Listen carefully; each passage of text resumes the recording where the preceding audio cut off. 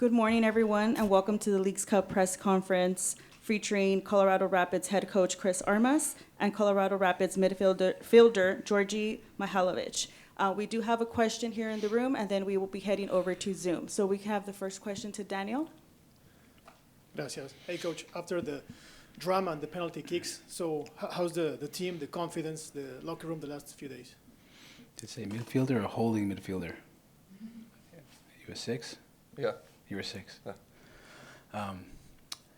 The mood is good. The mood is good.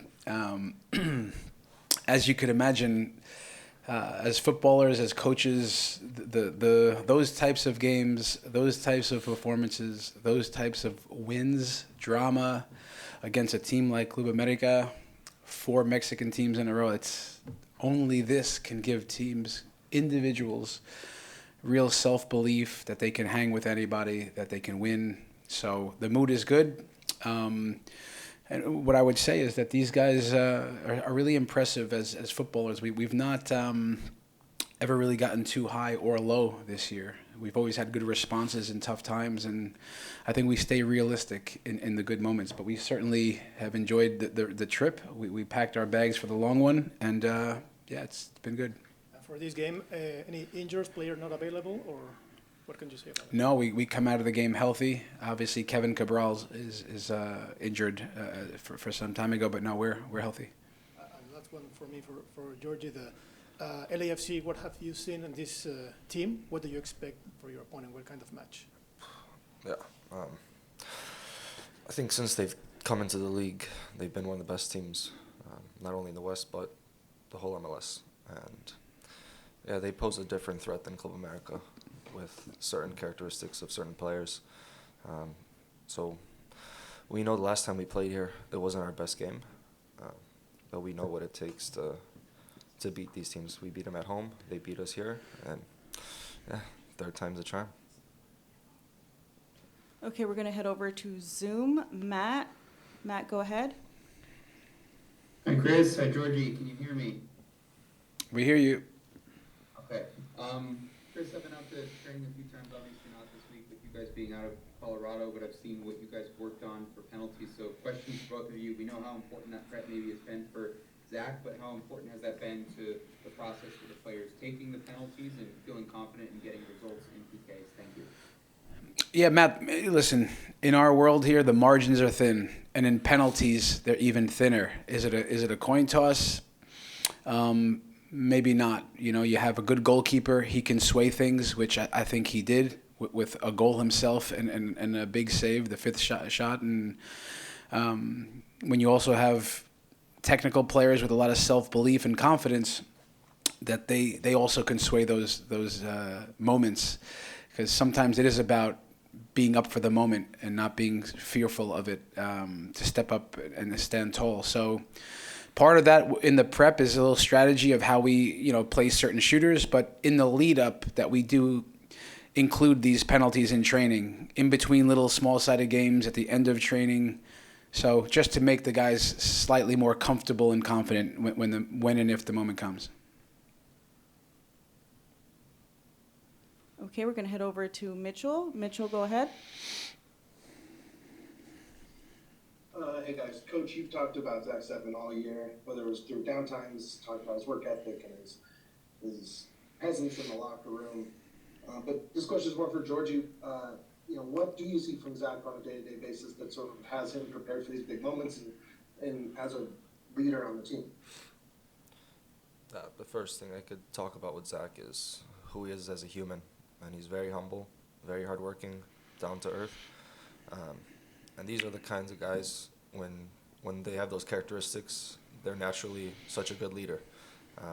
Now you can look at what he's done in his career, playing for the biggest club in the world, arguably. So his actions speaks so much louder than his words, because he doesn't have to talk a lot for you to listen. When you look at his career, and this season specifically, all those, I wouldn't say setbacks, but hard moments, he's always kept the same mentality, same attitude. He's never dropped. And for younger guys on the team to see a player like that, it motivates you. because we know just through time that he'll be at his best, and we're happy that he's at his best right now. And we're going to go with the... Yeah, Coach. Yeah. Oh, sorry. Go ahead. There was a moment when Georgie came back from the Olympics, and you felt a noticeable shift on field when he subbed in that second half. Just what have you seen with his leadership qualities on the field and in the locker room going through this turnaround since he arrived from Paris? Well, I've challenged Djordje. I've challenged him in different ways tactically, but equally as a leader. Because as he talks about that Zach has power in the team and a voice that when he speaks, people listen, he has that power. And whether he likes it or not, I've told him, but he likes it. His behaviors, the way he trains, he blows his teammates away. I watch their faces at times when they're watching him train. His technical ability, his ability around goal, his ability to affect and sway the results even in training. So we're fortunate that we have a few guys like this that we can get on their back at times, and we go as they go. And we can see what he did at the Olympics. We can see what you've done in your career, and that's why we're so lucky to have him, especially in decisive games, the toughest games. So yeah, it's that game. Honestly, I have to tell you, when I watched Messi live in Miami, when they brought him in the second half, the whole thing changed. I couldn't believe that one player, of course we know Messi, how good he can be, but how every player was lifted. And he's our guy. Like, he came in that game to the question and it changed, right? It's no offense to anybody. It's what some players have this ability to change the mood of what's going on. And yeah, we're so thrilled to have him, and we can see the power he's had this year. And we're going to the last question with Matt. Matt, go ahead. Chris, I wanted to ask you about something tactically that we've seen, that we saw earlier in the season, but I think we've seen more recently, of having the non-Cole D-mid and the double pivot drop in between the center backs to help the team build out. You've done it with Aldi, you've done it with Connor. Talk to me about that wrinkle, the thinking behind it, and how well it's helped the team. Thank you. Yeah, Matt, listen, we to some of these opponents, we really have to move some things around here and there to just target some of the strengths and even weaknesses that we identify.